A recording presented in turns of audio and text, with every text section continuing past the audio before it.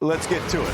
Fox Weather is your Hurricane HQ. Tropical Storm Dexter, as I mentioned, that's no longer a tropical system. It's been trending that way for a couple of days. National Hurricane Center has their eyes on multiple other areas for possible development in the Atlantic Basin as we move through the next week or so.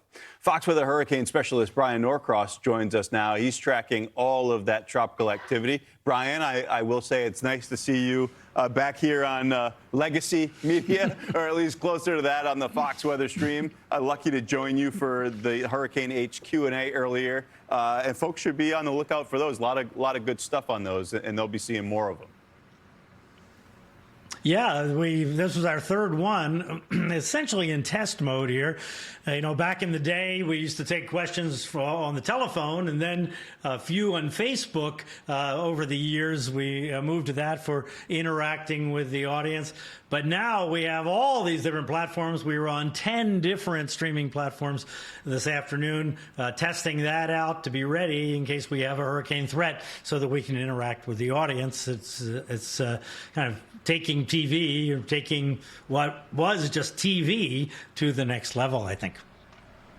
Yeah, now we're worried about this hurricane season moving to the next level, right, Bryan? And this was always expected to be the case in the month of August. It appears as though moving forward through the next week, 2 weeks, the Atlantic Basin really across the board is becoming more favorable for development.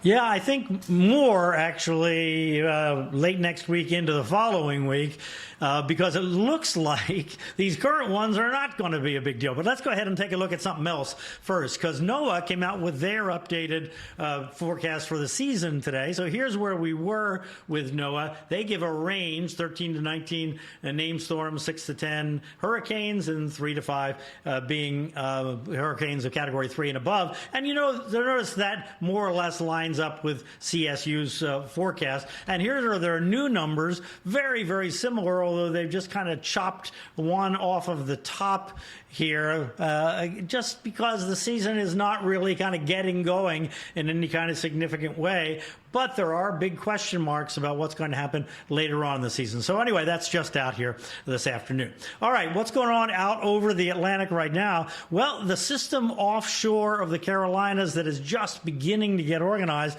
they actually lowered the odds of that becoming at least a tropical depression, now down to 20%. And it has this little tiny window before it gets up involved in the jet stream. It's also just like Dexter, as you were saying, Ian, that Dexter is now a strong non-tropical system. This one over here is likely to turn into a non-tropical system as well as it moves on away. So it's not going to be a threat to land, and just that little window where it could turn into a tropical depression before that evolution happens coming up. Good news is it's staying offshore, and it's going to bring drier air, as I'll show you, into the Carolinas. So this rainy period for North Carolina, at least, looks like it's about over. Now, this one down here, I'm going to be watching to see if they lower the odds on that one, because the afternoon computer forecasts that are just coming in are indicating lower odds that that's going to develop until maybe it gets up farther north in the Atlantic. So we'll see. This is 60% over the next 7 days, so maybe with the highest odds up in here, but it does look less like it's going to develop just looking at the consensus of the models here this afternoon. But there are other things going on. So let's deal with this, what's going on with this thing here. That's the little cluster that we're talking about. The bigger feature here is that front, which has nothing to do with the tropics, obviously, but it's causing nasty weather. So here's our little disturbance. But look at this. There you can clearly see the front through there. Look at the winds coming like this with all that moisture over it. And then you see here the winds going that way across that front. And this has just been locked in there, causing just continuous cool weather and cloudy weather, and it's going to take something to get rid of that. Let's take a look at the moisture here on the computer forecast, and there you can make out that sort of disturbance trying to make a circulation there, but it's the northern part of a disturbance that goes all the way down to off Florida. And look at this batch of moisture here just moving over South Florida. There's been thunderstorms, waves of thunderstorms thunderstorms moving through the southern part of the peninsula today. Now, here we are this afternoon. Now let's go forward in time. And what do you see? You see this system up here is moving away.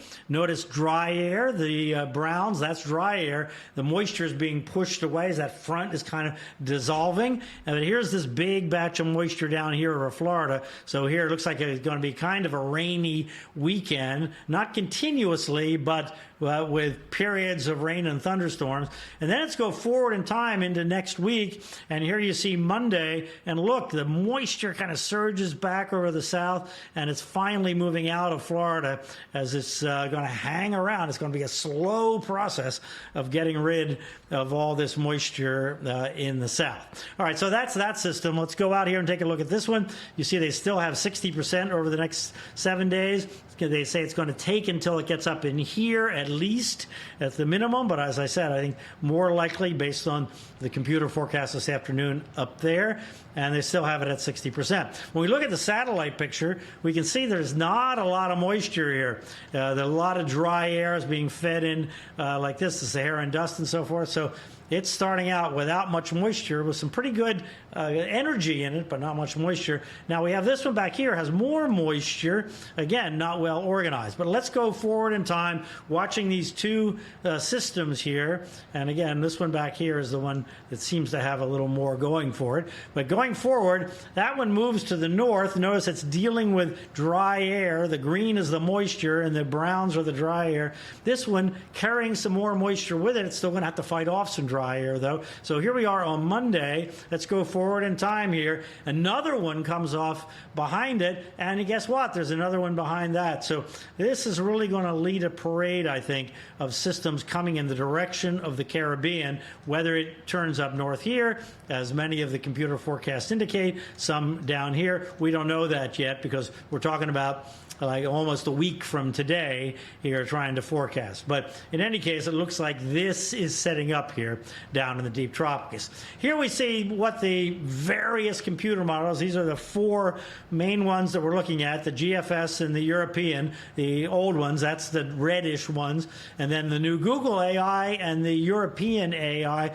And you notice when you see all of them, all the different colors clustered together, gives you more confidence. And in this area in here is the best chance of having some kind of development, tropical depression or tropical storm by next week, middle of next week. And when we look at different kind of analysis of just the European model, again, this is the corridor now that seems to be opening up, and this is the corridor where the water temperature is most conducive, and this is where we watch for possible development. Then we have the big question marks down here. So don't be looking at models that show hurricanes hitting the U.S., it shows Florida, then it shows South Carolina, then it shows somewhere else. That's too far in the future. Let's stick with just into next week and see what indeed comes off of Africa. Ian, as we were talking about on the Q&A, there's a lot going on social media now because the models go out 15 days, and then everybody goes crazy in the morning, and then they go whoo in the afternoon, and then they're crazy again the next day because it's going to bounce around. But we don't want to be looking at 15-day tropical forecasts. Amen. Just because they can doesn't necessarily mean that they should. And we'll be talking about, it's a good place to go for a reasonable forecast right there. It's Fox Weather's hurricane specialist, Bryan Norcross. Bryan, we'll be talking a lot over this next stretch, I think.